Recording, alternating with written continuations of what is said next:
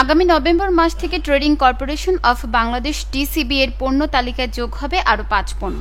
এই পণ্য তালিকায় রয়েছে চা, লবণ, ডিটারজেন্ট ও 2 ধরনের সাবান।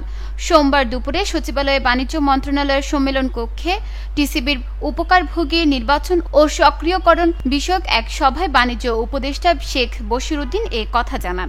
সভায় ঢাকা দক্ষিণ সিটি কর্পোরেশন, ঢাকা উত্তর city corporation, Narayanganj city corporation, Gazipur city কর্পোরেশনের প্রশাসক, ঢাকার পার্শ্ববর্তী জেলাসমূহের অতিরিক্ত জেলা প্রশাসক ও উপজেলা নির্বাহী অফিসাররা অংশ নেন। টিসিবির কার্যক্রম পরিচালনায় সরকার প্রায় 5,000 কোটি টাকা ভর্তুকি দিয়ে থাকে। এতে বাজারের চাহিদা ও সরবরাহের সমতা তৈরি হয় উল্লেখ করে বাণিজ্য উপদেষ্টা বলেন, টিসিবির চলমান বিক্রয় কার্যক্রমের সঙ্গে নতুন 5টি পণ্য দরিদ্র মানুষকে আরেকটু স্বস্তি দেবে, একই সঙ্গে মূল্যস্ফীতি নিয়ন্ত্রণে আনতে ভূমিকা রাখবে।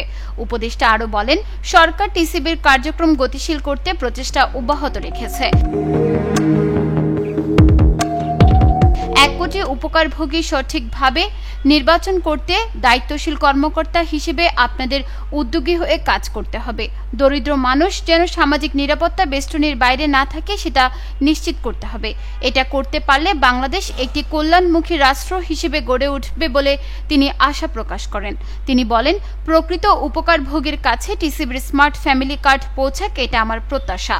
কার্ড দেওয়ার ক্ষেত্রে তার পরিচয় হোক সে দরিদ্র অসহায় মানুষ, সরকারের সহযোগিতা তার প্রাপ্য। এই সময় তিনি আগামী 1 মাসের মধ্যে সিটি কর্পোরেশন সহ সারা দেশে উপকারভোগী নির্বাচন ও কার্ড সক্রিয়করণে দৃশ্যমান অগ্রগতি নিশ্চিত করার আহ্বান জানান।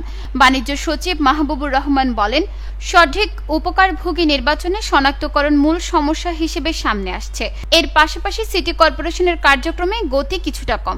সমস্যা যেহেতু চিহ্নিত হয়েছে, আশা করি দ্রুতই কাজটি সম্পূর্ণ হবে।